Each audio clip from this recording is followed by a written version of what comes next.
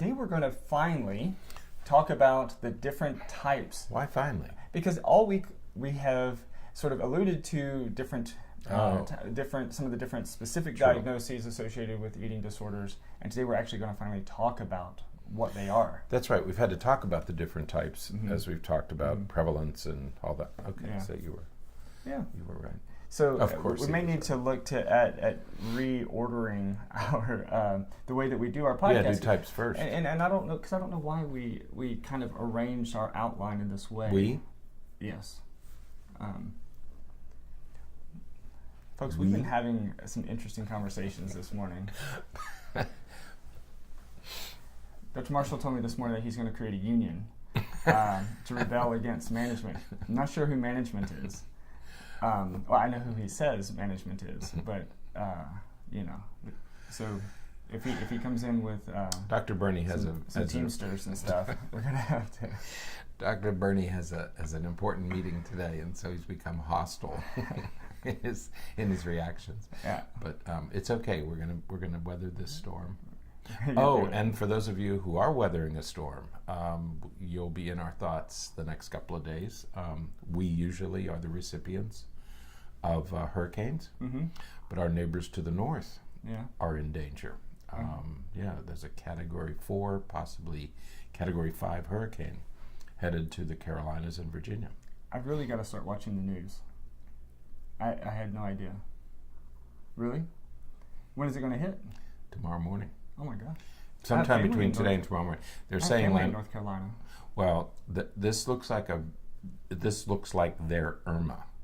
It's a real bad storm headed their way. They're predicting coastal flooding. They've begun preparations several days ago, and first responders from Florida have already gone there to help out. Irma was September 10th or 11th last year. Was it? Mm-hmm. And so here, this one is September. Well, we're recording this on September 12th, so it's going to hit September 13th. Yeah, always at the start of school. You know, the last couple of years, college, K-12 and college students have had their educations interrupted by such storms. Normally, as I say, we get it in Florida, but this one's a little farther north, going to the Outer Banks of North Carolina, maybe as far north as Virginia. The weather in Washington, D.C. already changed the last couple of days as cold air is drawn in from Canada. Yeah. And so we will be thinking about you, and sorry that it's headed your way. Good grief. So all right. Be safe, folks. Well, now we're going to transition to talk about types of eating disorders. I was just thinking, how did we get to... I was talking about how you're going to... Oh, your hostility. That's right. You're unionizing. And then you said weathering a storm, and you went... Weathering the storm. Yeah. Right. It's called tangential thinking, derailment, if you will. So back to types of eating disorder. No, we did... Well, we're going to talk about that another time. Revisiting bipolar disorder, which is always a complicated topic. Yeah, we've been receiving some wonderful questions and comments from folks, primarily through YouTube, which is really interesting. So we really appreciated those, and we again, this week's topic was brought to us by someone who from a listener, and so if you have ideas or questions, certainly send to us. We have a few more that we're now putting together for the next couple weeks to discuss based upon listener feedback. So we appreciate that. Yeah, I always appreciate, and we say that, we really appreciate your feedback. It really helps, and it helps us clarify our thinking and make decisions about the kinds of topics people are looking for. So please let us know. Yeah, definitely. So, all right. So today we're going to talk about eating disorders, and we've mentioned this a little bit earlier this week, that if you go to different websites, such as the National Association for Anorexia Nervosa and Associated Disorders and different eating disorder associations, you're going to likely find a list of diagnoses, a list of disorders that exceed what we're talking about today. And those are disorders that aren't disorders according to the Diagnostic and Statistical Manual, They're disorders according to those associations based upon their research or their sort of appreciation of eating disorders. And that's the case with everything. That's the case with almost every disorder. You know, if you go and look on some websites about ADHD, you're going to find additional diagnoses that aren't really diagnoses according to the diagnostic manual, but they're diagnoses based upon that organization. That's right. And as you say, it happens with all disorders. In this case, we have a list of 6. There are actually 8 altogether, but the last 2 are always other specified and unspecified. So if we eliminate those 2, we have 6 feeding and eating disorders that are mentioned in DSM-5. Okay, and so we like to stay within that nomenclature, within that system, because these are the 6 officially recognized disorders, eating and feeding disorders. It's not to say say they're the only problems that we can encounter, but they're the ones that the medical professionals, medical profession has said these are the 6 that we recognize. Okay, there are many others. There are all kinds of other disorders, and the reason is because if you have the Anorexia Nervosa Society, they're focusing just on anorexia. So there could be things that affect people with anorexia that aren't general eating disorders, okay? Or that may be a bulimia group. So we want to stay. We find it a little bit confusing when we go into these websites. If you go into an organization, they'll list more, and it raises the issue of, are these eating disorders? And that's why we always go back to DSM-5 and say, no, these are the 6 that are recognized. And so and of those 6, 3 get more, half of them get more a little more attention clinically because they pose more problems than the other 3. Yeah, we're gonna spend most of our time talking about those 3. We'll mention the other ones as well. Yeah, because the others are problematic, but they're not as prevalent. They don't affect as many people. And they're not as prevalent as these 3 that recur with some frequency. So the first that we're going to talk about is anorexia nervosa, and anorexia is probably the most well-known eating disorder. It's the one that gets the most TV time, for sure. And again, kind of mentioned this earlier this week, but something that's important to recognize with anorexia is that the primary diagnostic feature of anorexia is being considerably underweight. That's right.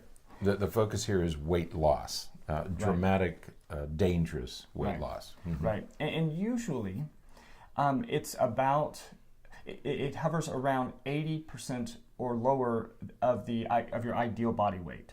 So if your ideal body weight is, that's right. Just use rough numbers, though I don't know anyone who's, well, I guess depending on your age. But if your ideal weight is 100 pounds, anorexia would be roughly 80 if you weighed 80 pounds or less. That's fine. I always say 20%. It's funny that you say 80%. It's right. I thought, well, no, it's 20. You're right. If you lose more than 20% of your body, so if you go below 80% of your normal body weight, that's a clinical condition. Right. Yeah. A dangerous clinical condition. Absolutely. Right. Absolutely. So, so that's the first piece, because that is what is going to differentiate anorexia from many of the other eating disorders.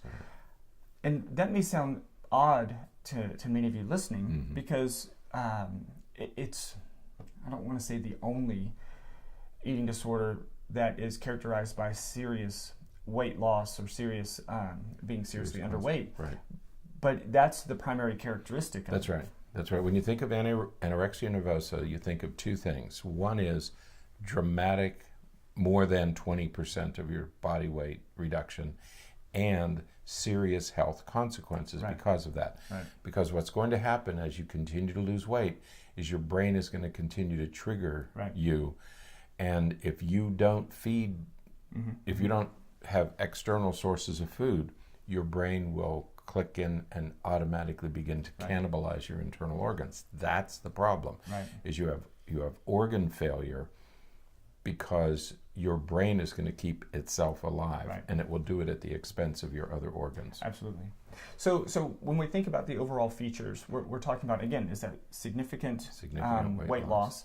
We're talking about serious body image issues. And so even if you're 20% or 80% of your ideal body weight or lower, and but you see yourself as, you still see yourself as being overweight, or needing to lose more, very restricted eating patterns. There's intense working out and engagement in other actions that to lose weight, like again, exercising, but also taking dietary aids, diuretics and laxatives and things like that to get rid of it. Now, maybe another common misunderstanding is that with anorexia nervosa, there are two subtypes. One is the restricted type, and that's one that we typically think of. Again, has all those things we were just talking about, but serious restrictions of food intake. But there is a binging and purging type as well. And people often associate binge and purge with bulimia. But binging and purging subtype, again, is a subtype of anorexia nervosa. Goes back to the very first thing that we were talking about, and that is the differentiation between anorexia and bulimia, and anorexia and most of the other eating disorders, is significant weight loss, being seriously below your ideal body weight. And so if you're binging and purging and you are seriously below your ideal body weight, then that's anorexia nervosa, binging and purging type.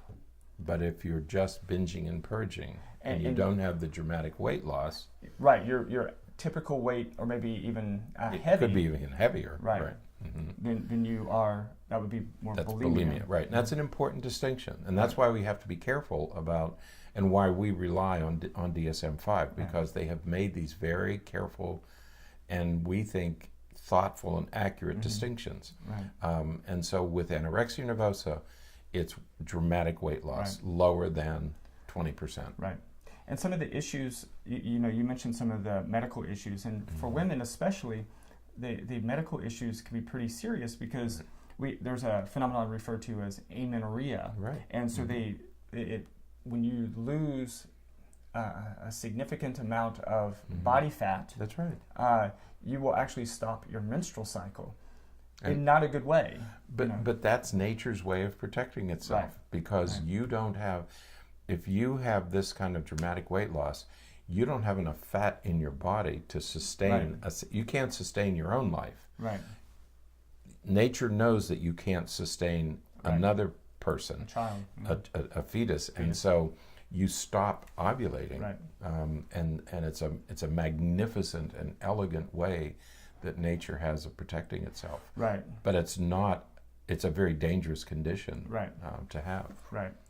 There's, as you said, there's a lot of other issues that come about with your internal organs and your entire system anyway. So if you've stopped having your period, there are probably other organ issues that you ought to have evaluated. Absolutely so. Now the second is bulimia nervosa, and with bulimia, like we said before, it's a condition that it's an eating disorder, but without this serious weight loss.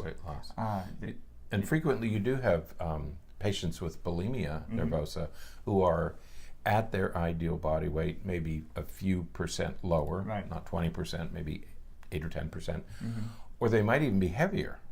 And they could be using it just to control their current body weight. But again, the important issue here is you don't have a significant and dangerous weight loss. And so when we think about bulimia nervosa, many times we are talking about sort of a binge and purge approach. And so binging is when you are consuming a considerable number of calories all at one time within a short period of time. And there was a great scene, and I don't know if you remember this or even saw this episode. There was a great scene from a television program, Different Strokes, back in probably the 80s. And, you know, what you're talking about, Willis, that, you never watched that? No. We watch that show all the time. We really enjoyed that show. But there was a daughter, and they were depicting eating disorder, and so it showed her eating at a table, and there was just food all over the table. But it was late at night, and so everybody else was asleep, and he comes out, and so the idea is you're eating a whole lot of calories, consuming a whole lot of calories all at one time, and to where you almost become uncomfortably full. You know, it hurts your body even. Right. And then there's an active purge where you are doing something to get rid of those calories, either through self-induced vomiting or through the use of laxatives or some other method of getting rid of the food that you took in. All those calories. Right. I want to eat. I want to have my cake. Right. And eat it. I want to enjoy the cake, and then I want to. Some people will eat food but not swallow it. Right. Others will swallow it and purge. Right. But it's wanting to have the satisfaction, either the texture or the taste, and have the satisfaction of eating, but not pay the price in caloric load. Right. Calorie load. And so, and there are other ways that you can purge. It may be where a person binges a whole lot at one time, but then they don't eat again for a day or two, and then they will purge again or they may binge again. And they may take laxatives, and they may take other things to have them eliminate the calories or eliminate the food. But again, the difference is significant weight loss. Right. Now, the next is binge eating disorder, and this one's new. Right. This was added. Right. Right. This one is new, and it is a condition, as it suggests, with binge eating. Right. Now, you may say, what is the difference then between bulimia, which has the binging and purging, and binge eating disorder? Right. Well, usually, or typically, the difference has to do with perceived body image. That's right. Again, with bulimia, you have that perception that you need to lose weight, that you need to, decrease your body weight, or you are. The goal is to reach some ideal weight, or some perceived ideal weight with anorexia and with bulimia. Right. With binge eating, that's not necessarily the case. Right. There isn't necessarily that drive to significantly decrease one's weight. Right. And also, you don't have the purging. Right. You don't have the getting rid of the food. Okay. Right. So that's the other thing, and that's why there's just binge eating. Right. Okay. So there's no weight gain, but there's no attempt to get rid of the food. There's a famous story, and I'm racking my brain trying to think of his last name. Diamond Jim somebody, who used to eat massive amounts of food. He would eat the equivalent of what 4 or 5 people would eat at one time. Right. Okay, and he would come on. This would be binge eating because he wouldn't purge. Right. He would just keep eating. Diamond Jim something. I'll have to look it up. But he was the classic example of binge eating. Right. Right. And he would eat good food too. Right. Really well prepared. Yeah. Gastronomic treats. Nice. But, oof. But people with binge eating disorder oftentimes are, as opposed to, again, being ideal weight or lower, they are usually overweight or even in the obese range. So they are relatively large based upon body weight and body, they don't have the same body image issue fueling or driving some of those behaviors that the others do. Large storage capacity. Right. And it's obvious. Yeah, and it does result in some shame and some discomfort and some distress, emotional distress and all. Right. But the behaviors, the binging, in the absence of purging, continues. So. Right. Now, just to organize things a little bit, we said there are 6 feeding and eating disorders. We have covered the first 3. Yeah. And these are the 3 that primary. are the primary. They're the ones that you hear the most about. because they affect many more people, and we are all at some risk for these kind of eating disorders. Right. Most of us will not experience it, but 10 million men and 20 million women will experience an eating disorder sometime during their life. Right. So, not uncommon. But these are the three most common. Now we're going to get into three others that are problematic but less common. Yeah, and we're going to go through these relatively quickly because we're already well into the it. podcast is already going over 20 minutes here, and we'd like to try to keep them shorter. Okay. So number 4 is pica. Our old friend pica. Pica was once in the disorders commonly diagnosed in infancy, childhood, and adolescence, and the DSM-5 got rid of that category. Right. But pica is the tendency for an individual to eat non-food items. Eating non-food items, right. And so you can go on YouTube and all kinds of places and see, and even in Netflix, there are documentaries and videos showing people eating extremely bizarre things. And it's difficult to understand why this happens. We know why some of it happens. Right. We don't know why all of it happens. So, for example, we have cases of people women eating chalk, or eating clay. And what, in some of those circumstances, what's actually happening, and I find this absolutely fascinating, is what we find out is that in those circumstances, many times, those women are, and it doesn't have to just be women. We see it in women, especially during pregnancy, when there are mineral deficiencies present, and so somehow their body knows that they need a particular mineral, and they will eat chalk, stuff until they find what satisfies it. Right, until they meet that mineral criteria. We had she wasn't a friend of ours. It was a friend of a friend. Got pregnant. She licked it was in the days of landlines. You remember landlines? Yeah. I touched your arm again. You mentioned that the other day, right? You were going to say something if I ever touched you again. I touch Berney on the arm every once in a while just to get his attention. And he's queasy about that. Watch. This woman would go, there was a pantry where the phone was. It was a wall phone, a pantry. She licked the paint off the walls because there was something in the paint that satisfied that craving. And again, it's because her body knew there was a deficiency, and she found that did it. When she actually, there was a bare spot on the wall because when she would be on the phone, she'd go into the closet and she'd lick the paint off the walls. And she was just trying to probably satisfy a mineral deficiency. Yeah, and it sounds and seems bizarre that happens, but it is well documented. And there was a TV show about this, wasn't there? Yeah, I don't remember the name of it, but yeah, there was. There was a woman who eats chalk, another one who ate laundry detergent, I think. Right. Yeah. And it's probably some deficiency that gets satisfied, and but we certainly don't understand it very well. But that's probably the explanation. Yeah. But in kids especially, you'll see them eating other things like paper and like rubber erasers and all kinds of different things, and some things that are very dangerous. But and that's really gets to the main concern is when they're eating things that are very harmful to their bodies. Yeah, because the other explanation in young children, especially, would be the texture is very satisfying. It's a sensory satisfaction that they get out of it. So that grittiness of an eraser, for example, might satisfy them. So it could be just trying to meet some sensory need that they're feeling. Right.